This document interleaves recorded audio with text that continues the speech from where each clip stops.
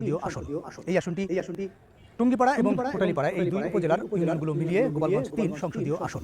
এই আসনটি বরাবরই ছিল আওয়ামী লীগের দখলে। আওয়ামী লীগের সভানেত্রী শেখ হাসিনা গোপালগঞ্জের এই ৩ আসন থেকে নির্বাচন করতেন। এই টুঙ্গিপাড়াতেই শেখ হাসিনার বাড়ি, তার পিতা এবং বাংলাদেশের প্রতিষ্ঠাতা রাষ্ট্রপতি শেখ মুজিবুর রহমানের কবর এখানে অবস্থিত।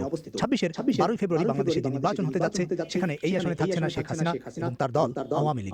আসন্ন ভোট নিয়ে একটা মিশ্র প্রতিক্রিয়া আছে আওয়ামী লীগের ঘাঁটি হিসেবে পরিচিত এই আসনের সাধারণ ভোটারদের মধ্যে। আমরা ভোট দিতে যাব।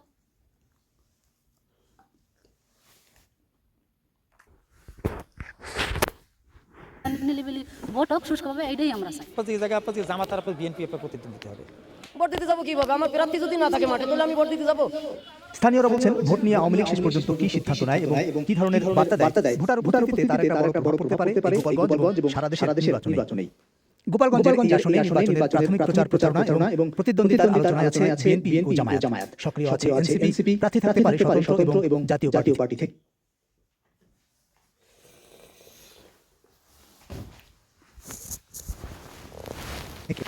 মনে করেন দেন বিএনপি আছে, জামাত আছে, এনসিপি আছে, বিভিন্ন দল আছে, তারা তো টানবে, তুই আমার ভাই চল যাবো, যাই ধানের শিশিও দিলাম, জামাতও দিলাম, এনসিপিও দিলাম, তিনটাই দিয়ে দিলাম, যাও। একটাই নির্বাচন তারা বলে আগে যা শেখ হাসিনা করছে, এখনো যাদের রাষ্ট্র আছে তারাই এইভাবেই করে। গোপালপুর গ্রামের এই ভোটারদের কথায় উঠে আসে স্থানীয়দের নির্বাচনী ভাবনা। গোপালপুর ইউনিয়নের লোকের এই জ্ঞান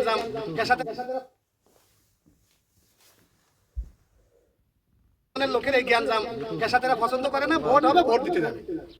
সবাই অংশগ্রহণ করুক নির্বাচন, আমার প্রতিপক্ষ আছে। এদিক দিয়ে আমারও ভালো লাগতেছে, সামনে ভোট আসতেছে, আমি আমার ভোটটা সামনে দিতে পারবো, যাকে খুশি তাকে দেবো। গোপালগঞ্জ সহ সারা দেশেই আওয়ামী লীগের কট্টর সমর্থক এবং ভোটার রয়েছে। বড় দলটির অংশগ্রহণ ছাড়া নির্বাচনে ভোটার উপস্থিতি নিয়ে একটা শঙ্কা থাকে। তবে সেই পরিস্থিতি এবং ভোটের চিরাচরিত মিথ এবার পরিবর্তন হবে বলে মনে করে জামায়াত ইসলামী। হিন্দু মানে আওয়ামী লীগ একটা ধারণা ছিল, তারা যখন বলে দেবে গোপালগঞ্জ বলেই আওয়ামী লীগ একটা ধারণা হয়ে গেছে। দেশের কিছু জেলা তাদের না হয়েও যেতে পারে, ভোট দিচ্ছে আমরা মানে এমন হইতে পারে। এদিকে আওয়ামী লীগের পুরনো জোট সঙ্গী জাতীয় পার্টি নির্বাচনে অংশগ্রহণের প্রস্তুতি নিচ্ছে।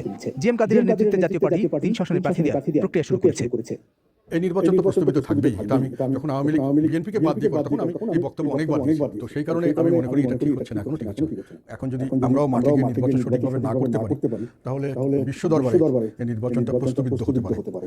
এবং সেখানে যেহেতু পরিবেশ খুবই খারাপ, অনেকেই এখনই অনেক ব্যাপারে উৎকণ্ঠিত, বিদেশিরা বিশেষ করে আমাদের দেশের যারা সুশীল সমাজ সবাই মনে করছেন।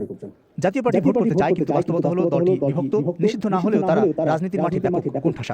তবে জিএম কাদের দাবি করছেন, নির্বাচনের গ্রহণযোগ্যতার প্রশ্নে এবারও তারা গুরুত্বপূর্ণ হবেন। এই নির্বাচনের মানে কতটুকু সুষ্ঠু হলো, এটা জাতীয় পার্টিকে দেখে মানুষ জাজ করবে।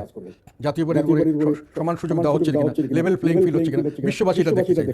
লেভেল প্লেইং ফিল্ড এখন পর্যন্ত মোটেই নেই এবং আমরা আশঙ্কা করছি শেষ পর্যন্ত থাকবেই না। তবুও এটা আমরা থাকতে চাচ্ছি ওটা দেখানোর জন্য যে লেভেল প্লেইং ফিল্ড নেই, এটাকে বিশ্ববাসীর কাছে পরিষ্কারভাবে বোঝানোর জন্য আমরা এই চ্যালেঞ্জটা করছি। নির্বাচনে আওয়ামী লীগ না থাকায় বড় দল হিসেবে বিএনপির জয়ের একটা বড় সম্ভাবনা দেখছেন অনেকেই। বিএনপি মনে করছে আওয়ামী লীগ না থাকলেও এই নির্বাচনে অংশগ্রহণগুলো হবে। ইনক্লুসিভ ইলেকশন বলতে বোঝায় যে inclusive voter, turnout of the voter.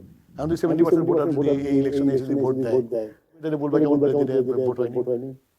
Awami League ডিনাইলে থাকতে পারে যে আমরা কিছু করি যাই, মানে আজীব দেশে কোনো কিছু হয়নি, ওদেরকে ঘাট ধরে নামাই, ঘাট ধরে নামলে এত শক্তিশালী নামলে কেমন করে। আওয়ামী লীগ ডিনাইলে আছে, মানে একটু বাস্তবতা হলে আওয়ামী লীগ অন্যায় করেছে, সাজাও হচ্ছে, আরো সাজাও হবে। তো সুতরাং আওয়ামী লীগ নাই, এটা নিয়ে আমাদের তো তর্ক করার কিছু নাই। এদিকে বাংলাদেশে কার্যক্রম নিষিদ্ধ আওয়ামী লীগ আসন্ন নির্বাচনের ঘোষিত তফসিল প্রত্যাখ্যান করেছে এবং অন্তর্ভুক্তিমূলক নির্বাচনের দাবিতে আন্দোলন করবে বলে জানাচ্ছে। একটি অবাধ, সুষ্ঠু, নিরপেক্ষ নির্বাচন হতে হবে, যেখানে অন্তর্ভুক্তিমূলক, অংশগ্রহণমূলক, সুষ্ঠু সকল রাজনৈতিক দল, আওয়ামী লীগ সহ সকল রাজনৈতিক দল, গণতান্ত্রিক দল, মুক্তিযুদ্ধের পক্ষে রাজনৈতিক দল সে নির্বাচনে অংশগ্রহণ করবে। যেটা পরিষ্কারভাবে বলতে চাই, এই অবৈধ তফসিলকে প্রত্যাখ্যান করা মানে তো নির্বাচন মানি না। তফসিল অনুযায়ী 12 ফেব্রুয়ারি ভোট হলেও সেটি দেশে বিদেশে গ্রহণযোগ্যতা পাবে না, এমন দাবি করছেন নিষিদ্ধ আওয়ামী লীগ। দলটি মনে করে তাদের ছাড়া নির্বাচনের পর গঠিত সরকারও টেকসই হবে না। Abul Kalam Azad, BBC news, Bangla.